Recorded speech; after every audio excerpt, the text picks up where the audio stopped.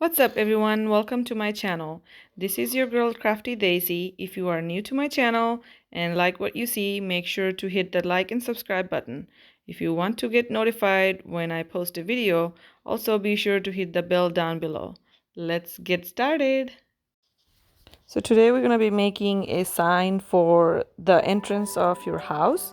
You could have different type of wording. You could say home, you could say welcome, fall, so many different things that people are doing nowadays. In my scenario, I'm going to be doing something that says home. I bought this stencil from Hobby Lobby. It was about $6 and you could use it multiple times. This one I am using it on a wood plank that I also got from Hobby Lobby. It was about $10. And what I did is, before I started putting the stencil on, I spray painted it with white spray paint that I got from Walmart. I think it was the brand Rust-Oleum. So after I spray painted it and let it dry for a little bit, I started working on it. After putting the stencil on, I used the chalk paint in color black, and I used a sponge to draw it on it or put the ink on it.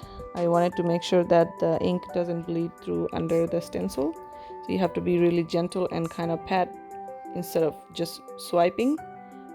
So I did the letters in color black, but I left the reed in the middle for the letter O blank because I'm gonna do it a different color. So I decided to just do the black first and finish, and then I'll start with the green.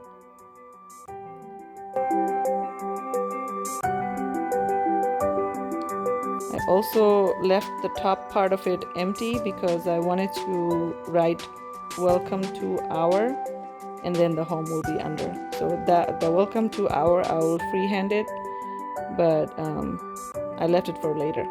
I will do it after I finish. So this is the green color that I'm gonna use for the wreath. I picked those up also from Hobby Lobby. You could pick up any color brand that you want, just make sure it's acrylic.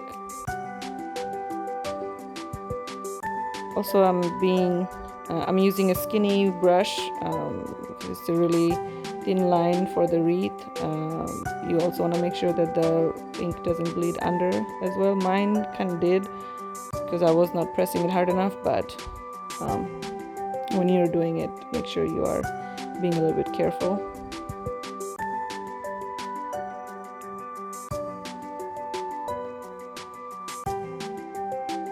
So now we're gonna let it dry for about 5 to 10 minutes, and it's time to see what we have under. I think it turned out pretty good. You just have to make sure that you are letting it dry for a little bit so it doesn't smudge. My daughter actually helped me videotape this, so excuse all the zooming in and out and the shakiness. I think she did a great job.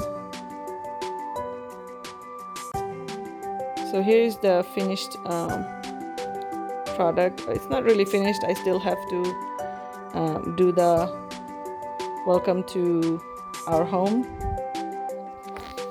So here's what the finished one looks like. I freehanded the top part, and you could do any color.